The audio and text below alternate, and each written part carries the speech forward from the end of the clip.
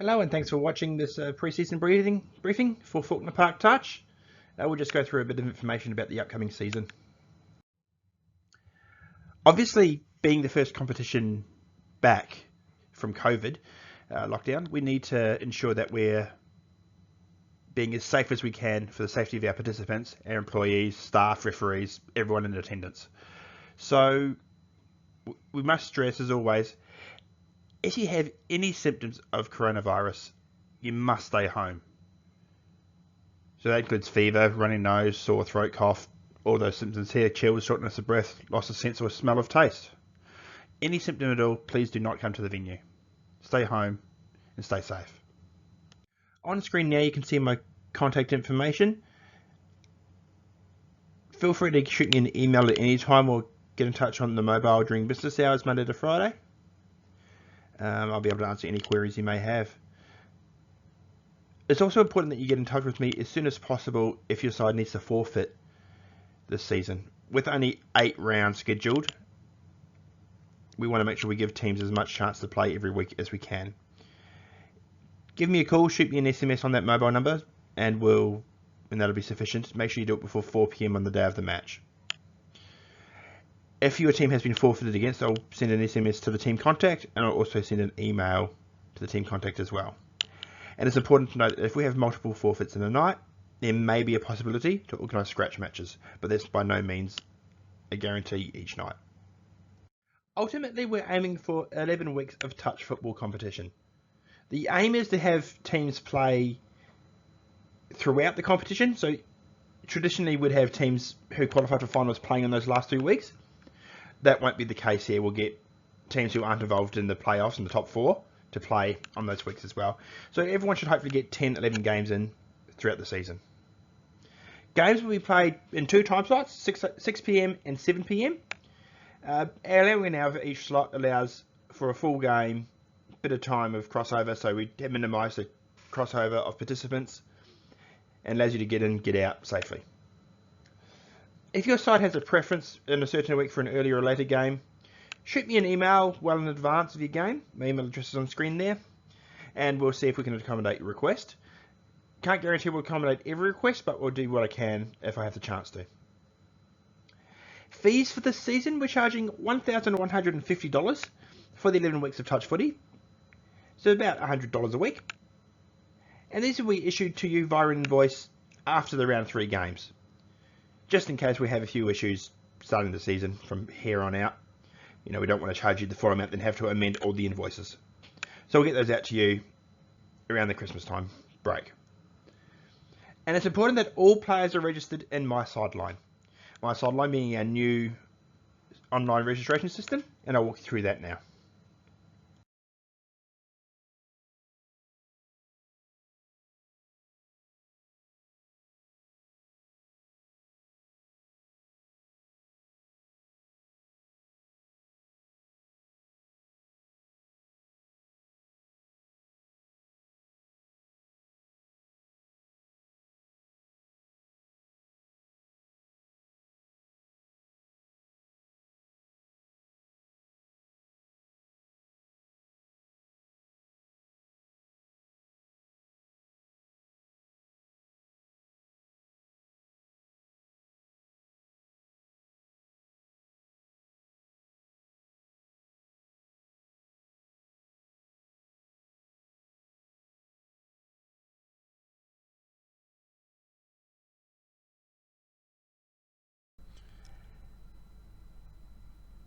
My Sideline is Touch Football Australia's new registration system, and it makes the process of registering to teams and registering a team for a competition much simpler. To get started, the first thing you need to do is go to touchfootball.com.au and click on register in the top right hand corner of the page. Once you've done so, you'll be prompted to register as a player, coach, referee, or register a team. If you've set the team, in this case you're registering as a player, so you just click on the player button, and then you search for the team you're registering to. In this case, let's say we're playing for the Horny Goats on Thursday night. Type in the team name, hit search,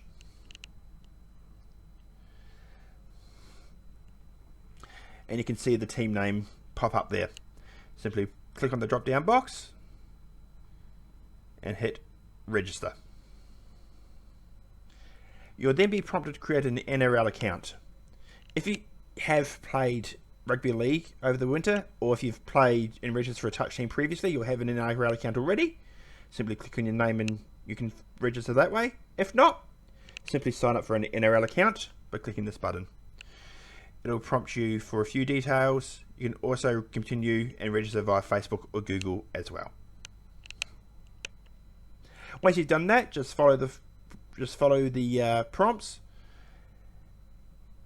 There's no payment required to register to a side, and once you've finished the registration process, registration is confirmed for the season. There's also been several changes made to the structure of how Albert Park works. From this season, 8th edition rulebook is now in play. That changed January 1 this year. This is the first time we've actually had a chance to use it in competition. There's been several changes made. One of the biggest ones is there's now a set 7 metres offside line. It used to be worded as a minimum of 5, and this applies at the goal line as well. However, it's important to note that at the try line, at Albert Park, we can't change the field markings, so the 5 metre line will still be marked at the try line. If you catch an intercept ball now, or if you take an intercept and you get touched, it's actually a 0 touch. So no longer do you, I guess, there's more of an incentive to intercept the ball now. There's also changes to the way the obstruction rules work. I'll encourage you to have a look at the rulebook and look at Touch Football Australia's YouTube channel. There's plenty of explanatory videos that go through that. Sin bins, if you do get sent from the field for a sin bin, it's the old period of time. It's 4 completed sets. And if your side commits 3 penalties inside that red zone, which is the distance between the 5 metres and the goal line, the person who commits the 3rd penalty is excluded from the game until the change of possession. For more information on these rule changes, check out Touch Football Australia YouTube channel or look on the Touch Football Australia website for rule information and the rule book. And just remember as well that many referees will be learning these rules as well as players. So we ask for your understanding in the first few weeks around rule interpretations. It's also important to note that the duty referee system is going to be in play from the start of the competition, round 1. If you're scheduled for a duty referee slot and you do not meet that slot, you simply will not get your points from that game that night. We've had to enforce this from round 1 because we're anticipating that there might be lower referee numbers than usual, and we want to give the referees the best possible chance and the best possible support we can throughout the competition. We're not asking you to be a fantastic referee, but we are asking you your assistance on the night. The duty referee roster will be posted on the Albert Park Touch website, which can be accessed at the link below. Also, from this season, we've set up an Albert Park Touch Facebook group.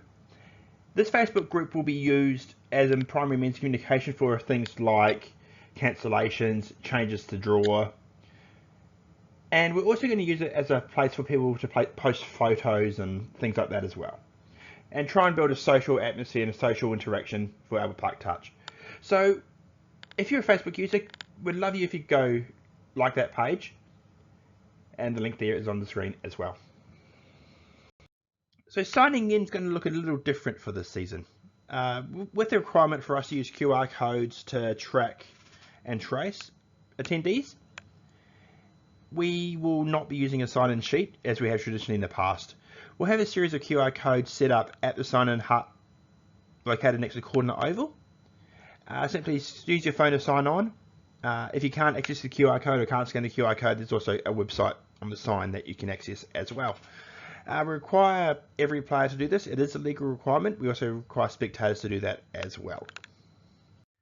While we've finally got the green light to proceed with touch football contact competition, We still have to ensure that we adhere to COVID-safe principles and the restricted activity directions laid out by the government. If we don't adhere to these principles, we may be forced to shut down a competition. And that's not just TFA, it could be Sport and Rec Victoria, it could be the government asking us to shut the competition if we don't adhere to these guidelines. So it's important, very important in fact, that these guidelines and restricted directions are adhered to. As they currently stand, masks are not required to be worn outside. However, you need to carry the mask with you. If you do go indoors, or if you find yourself in a situation where you can't socially distance, you need to wear your mask. While we will have access to the toilet facilities as we normally do, other indoor facilities will not be accessible. This isn't a huge concern at Albert Park, but it does also mean that the trailer, which we usually have for Albert Park Touch, will not be around this season. While the patron cap has increased to 500 patrons at the venue, you just need to ensure that you don't hang around in groups of more than 50. That's not a huge concern for most touch teams, but it is something you just need to hear of, that if you are having a social gathering after the completion of your games, that you do adhere to social distancing and you do not have a massive group. And of course, it's important that social distancing and hygiene procedures are adhered to. We'll have hand sanitizer at each field, and we'll ensure that we provide everything you need to ensure you keep your hands sanitized and clean. We'll also be swapping out match balls between games and wiping those down. So for that reason, we will not be providing teams with a match ball for the duration of the competition, but we will ensure that is a sanitized ball for each match. Thanks for watching this presentation. If you've got any questions, feel free to get in touch with me via email or phone. Otherwise, we hope to see you down at the touch fields.